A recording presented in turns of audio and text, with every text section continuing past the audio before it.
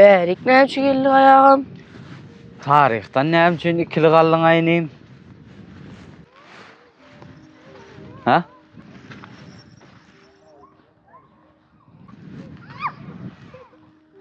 Ýör saňadyr. Ýagşylygyň simbolunu görkezjek. Näme? Ýör. Ine. Men üçin şu ýeri ýagşylygyň simboly. Utaý Seyit Cemalettin mescidi agam. Rawatyny bilýärmi şu ýeriň? Owa, onu bilmeýän ýoga. Bilmek baýnym. Näme? Adamlar ajdarha kömek etdi.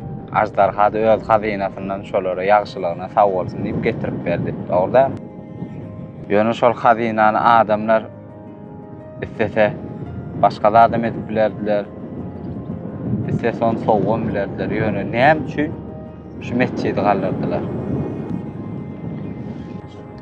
Ýagşylyga ýagşylyk bilen jogap bermeligini ajdarha da haýwanam bilýär. Adamlar sizem unutmaň diýdilermi kädiýän mene. Ha, dogry. Dogry bolsa sen näme özüň edilen ýagşylygyň gatyryny bilen o?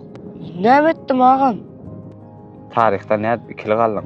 Umuman sapaklaňa ýyja galýan diýerler. Şu ejemin kakamyň etýän azaplarına sen jogabyň ikilikmi? Ay agam. Hiç ýyly bakanan geçen ok.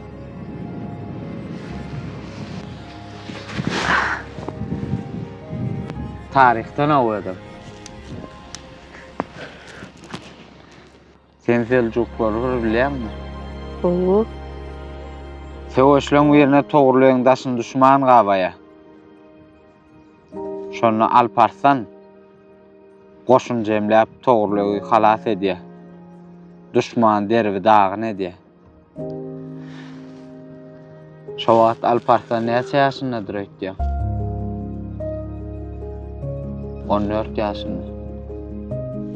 Sen ýaşynda. Sen tarihten ikili galýan 10 ýaşynda. Sapak gutardynym. Özüň netije çykarasyň diýip umyt edýär.